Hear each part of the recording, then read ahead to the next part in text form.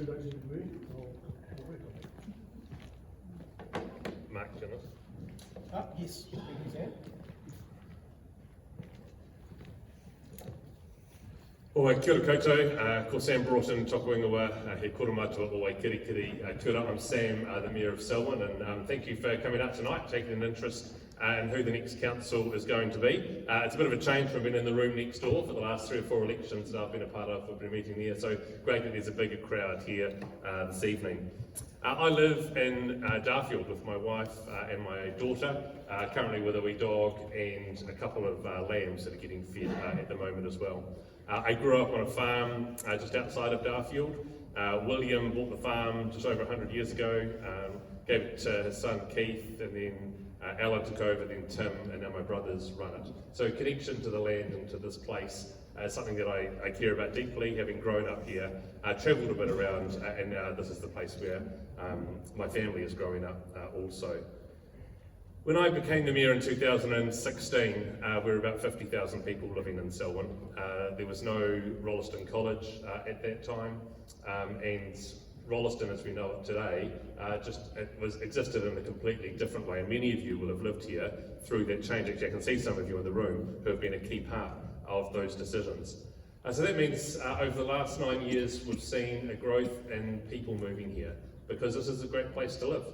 They've come here because other family members have lived here, they've come here because jobs are here, they've come here because there's warm, dry homes. So it's homes for over 30,000 people we've provided for them to be able to come and stay. And when we look at jobs, there's been over 2,500 new businesses that have been able to set up in Selwyn since I first became the Mayor. And that means that it's not only those businesses that are successful, but it's GDP for our local economy and jobs for young and old alike.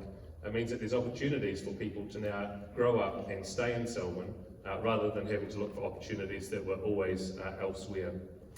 When we think about what some of those things are that have been put in, Foster Park wasn't at all like it is now. The indoor courts have been built, the turfs have been put in, the aquatic centre has been extended, Te Ara Atia and Tennyson Street was a reserve on one side and homes on the other side. And so the changes and the transformation that's happened in Rolleston has been dramatic over this time. But there's still a lot to do, and there's a lot of change that has continued to be required. The town centre is currently unfinished, and it needs to be completed. The ongoing discussion about, can we have a movie theatre, can we have some entertainment for our teenagers, that's something that I care about deeply. As my previous role was as a youth worker. Providing things for our young people to be involved in is hugely important, and that's why it's awesome that there's so many great sports teams and clubs that already exist here, but we need some new options for our young people as well. I know I continue to hear little conversations about, should there be a Costco or can IKEA's second destination once they move out of Auckland be here? Those types of opportunities are real, and we need to consider how we might bring those to pass here in Rolleston. When we think about planning, we used to be able to put red lines around our towns and say this is where growth should go. It's going to head to the south or to the north or to the west. And we used to do that planning with ECAN, with Christchurch City, with Waimakariri and District, and with Ngāi Tahu. And so we had agreed development plans about where things should grow. The National Policy Statement for Urban Development about 7 or 8 years ago took away the ability to plan in that manner. So that means we need to think about new levers that we have to ensure that the water and the transport infrastructure is in place for homes when they arrive. Private plan changes have meant that instead of being able to plan this way and we put the infrastructure in place, now we can plan for a particular direction and something pops up here and something pops up here. And so as a council we need to deal with that complexity, we need to work with our neighbours and we need to ensure that we have those assets up to scratch when houses are built. When I first started as Mayor, there was no secondary school here, so Rolleston College just opened. We need to think about how we get a second secondary school, and that's not going to be the council providing it, that's going to be about advocacy and talking with the community and talking with the Ministry of Education. Timaru is a town smaller than Rolleston. They've got 4 secondary schools. So the conversation for us as a community was to have a second campus. Great, that's on its way. Now we need to think about, and so what needs to happen after that, and ensure that government investment and planning for the fastest growing district in the country is up to the expectations of our community. Growth has certainly come with challenges, and I talked about the assets and thinking about water and transport infrastructure. But development contributions has been something that's been talked about quite a bit recently.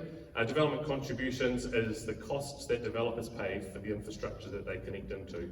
It's not the connection cost, it's the amount that they pay for all the things that happen in the background. So it's not just the pipe that goes from the road to the home, it's the cost of the wastewater treatment plant that needs upgrading to. You might have heard and read that there's this loophole that's been created. Well, if a loophole is being transparent about what costs are going to be in 3 months' time, and people make decisions to spend less money now than more money in 3 months, then that's what we're faced with. And I don't blame developers for doing that, and we know that future costs and any in that hole is going to be filled by future developers. That doesn't fall on the ratepayers of Selwyn, it's about development costs in the future. So I thank you for the backing that you've given me over the last 9 years as your mayor. I look forward to continuing with you and serving with a whole brand new bunch of councillors here in Rolleston, except for Sophie. Well done, Sophie, stick in there. Yeah, thank you for taking an interest in this election. Nō reira, tēnā koutou, tēnā koutou, tēnā tātou katoa, kia ora.